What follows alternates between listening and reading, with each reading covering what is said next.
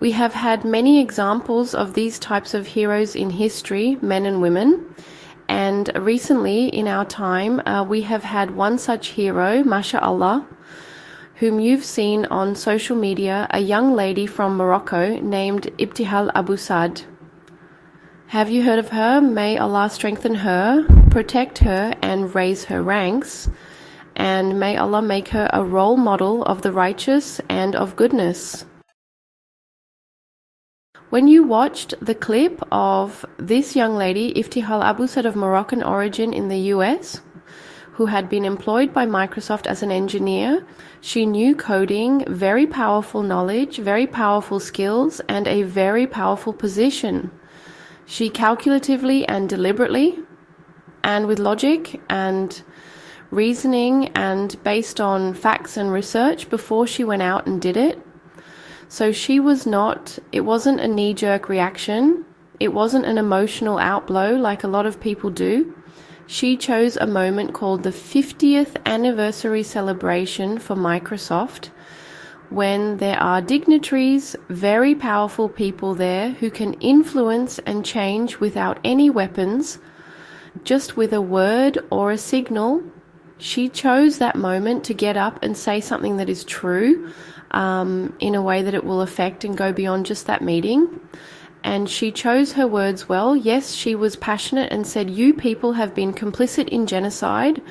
Welcome to the era of AI companions and of co-pilots." So the question I wanted to address today is really simple. What does all this mean? You claim that you care about using AI for good, but Microsoft sells AI weapons to the Israeli military. 50,000 people have died and Microsoft of genocide in our region. Thank you for your protest. I hear you. You Syrian family know about this. Mustafa, I hear your protest. Thank you. Shame on you. You are war prota. I hear you. Thank you, AI, for genocide. Stop. You bring AI for genocide in our region. You have blood on your hands. All of Microsoft has blood on its head. How dare you all celebrate when Microsoft is killing children? Shame on you all. Thank you. I hear your protest. Thank you. Okay, so let me get back to the question that I'm trying to address. And this is not only her who said it, many others stood up like that. But she stood up with an identity, full hijab, strongly speaking, with knowledge, eloquence, and education. And even before that, the Guardian newspaper wrote about it. You know, it's interesting, two authors, one of them is actually an Israeli investigative journalist, where they wrote about the same thing she said. For example, they revealed that Microsoft deepened its ties with the Israeli military to provide tech support during the Gaza war. Leaked documents have shed light on how Israel integrated the US tech giant into its war effort to meet the growing demand for cloud and AI tools, as reported by Harry Davis and Yuval Abraham in Jerusalem. So, facts or evidence at least, right? And she's not just speaking from her head, just, throwing around emotions and subhanallah. She lost her job. I mean, I don't know how she was earning thousands a month, but she stood with her principles and integrity. She said, "I did not come here to help arm military killings of children, women, and men, innocent civilians. I came to help the world through AI."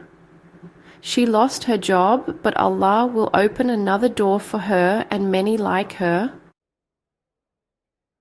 It really reminds me of Prophet Musa when he faced Pharaoh and he said to him that Allah has sent me with this message to obey Allah and so on, and to release the prison, the slave, the children of Israel whom you enslaved.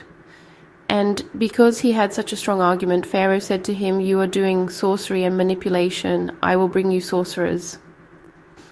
Because Musa put his hand and he came out white with Nur, He put his staff on the floor and the staff turned into a snake. We all know the story. Pharaoh said to him, I will bring magicians who will falsify your magic. He called it magic. Musa accepted the challenge. But he said something very important. He said, then let us make an appointment. Let's make an appointment on the day of celebration, national holiday, and that all the people of Egypt are gathered in the early morning because everybody's fresh with energy, anticipating, very focused, where the entire Egypt is celebrating a national holiday. Why did Musa say that? Because he doesn't care if Pharaoh accepts or not. On his little entourage and little soldiers, he knows that there's no way of getting through to them. But to convince the people and let them see which will make life hard on Pharaoh and his soldiers and his kingdom. If he loses the people, he loses his power. And so it was shown in front of the people.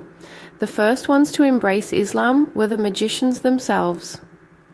Pharaoh went and put them on trees and started to cut them up into pieces. Said, leave. What? How could you believe in Moses when I commanded you and ordered you not to? They said, you can kill us, you can destroy us, you can do whatever you want. The only power you have is in this world. As for after our death, you have nothing. We believe in Allah and we fear Allah, not you. They stood on it, and this sister was not doing it out of knee-jerk reaction. Some people said she was just stupid and loud. No, some people are stupid and loud.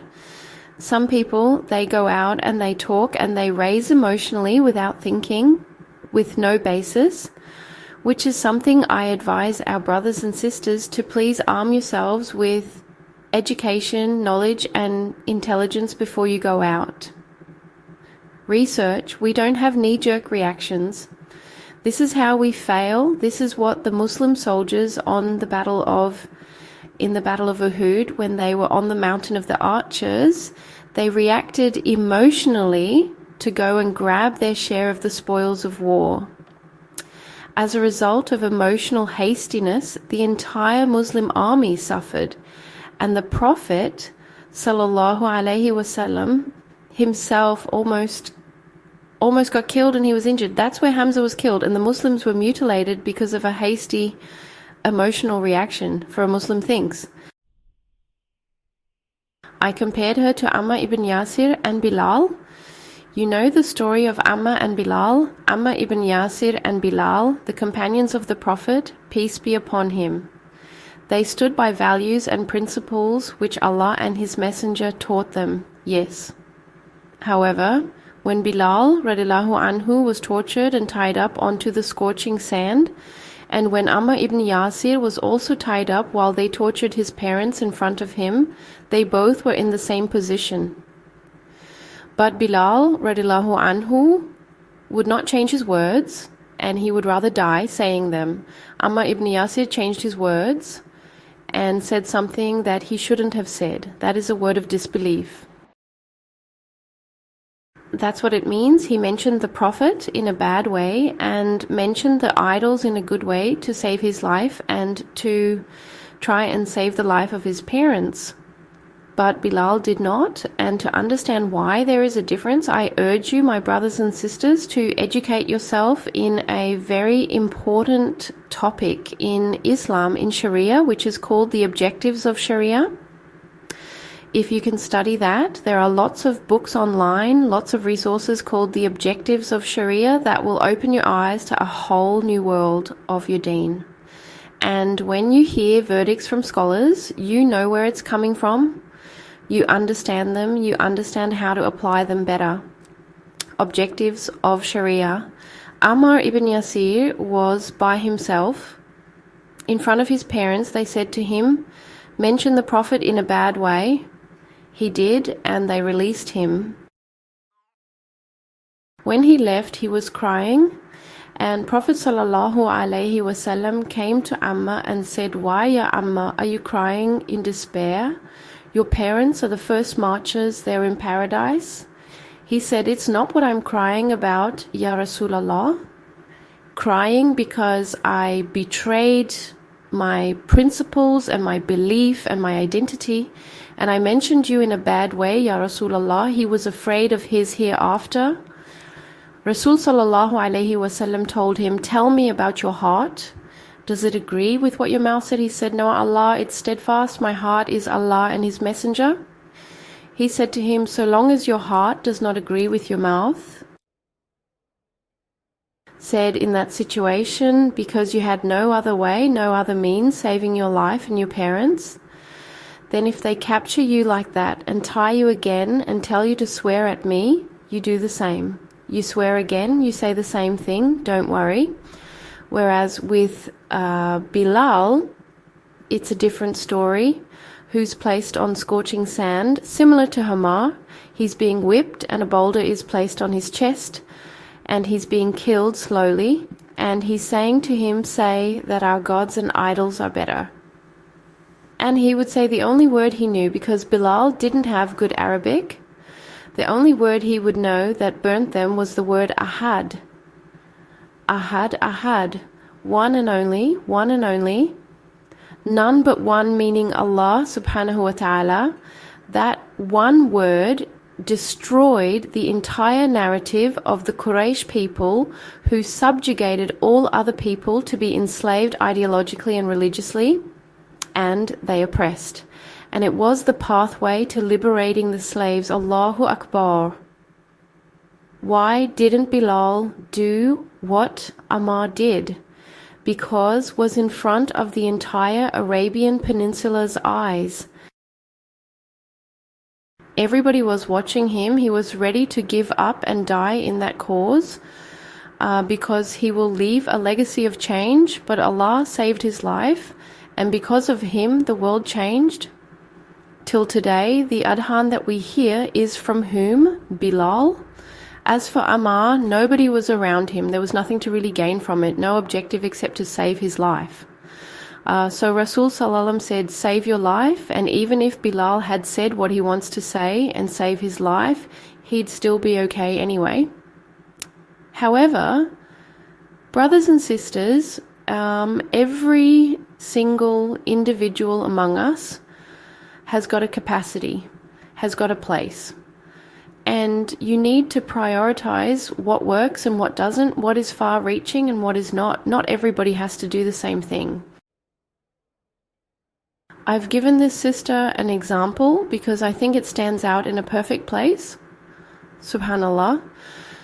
And you know what? She was silenced, because being silenced on those words, letting her talk, will be very bad for them. But everybody within their capacity, some people cannot do anything but dua, then make dua. A person may say, "What's dua going to do?" Dua is an awareness. Dua is reinforcing an identity. Dua is changing your worldview and reminding you why you're here. By the way, brothers and sisters, who can tell me what is dua? What is the correct definition of dua in Sharia? Anyone know? It's a hadith of the Prophet, peace be upon him. It's 3 words, very close. There's a word in between, a dua or ibadah, which changes the meaning even. The correct hadith, which your close is not mukhul ibadah, means the marrow of the worship, but actually wrong. A dua itself is worship. And what is worship? Worship is action. Worship is belief.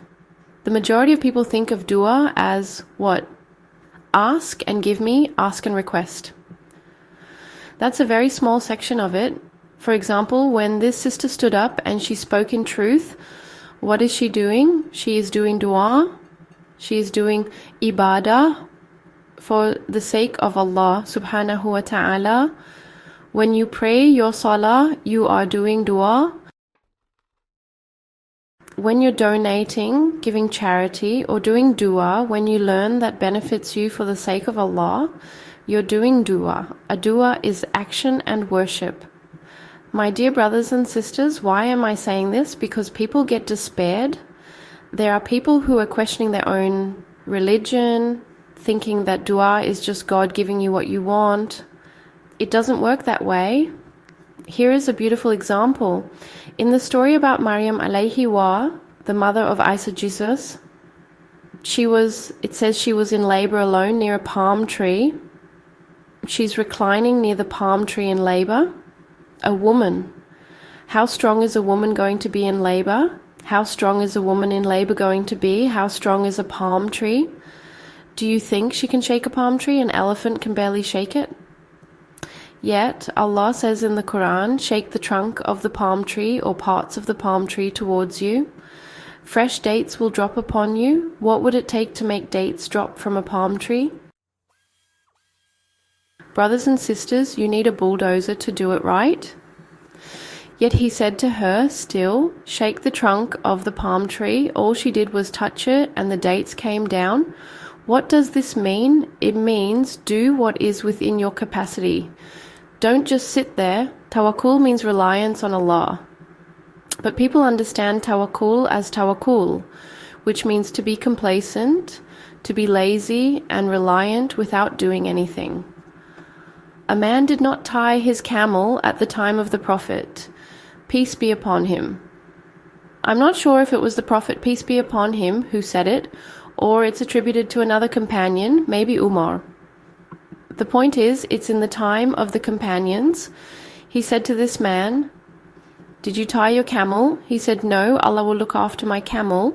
I'm relying on Allah. He said, tie your camel and rely on Allah. My brothers and sisters, it's important to understand this.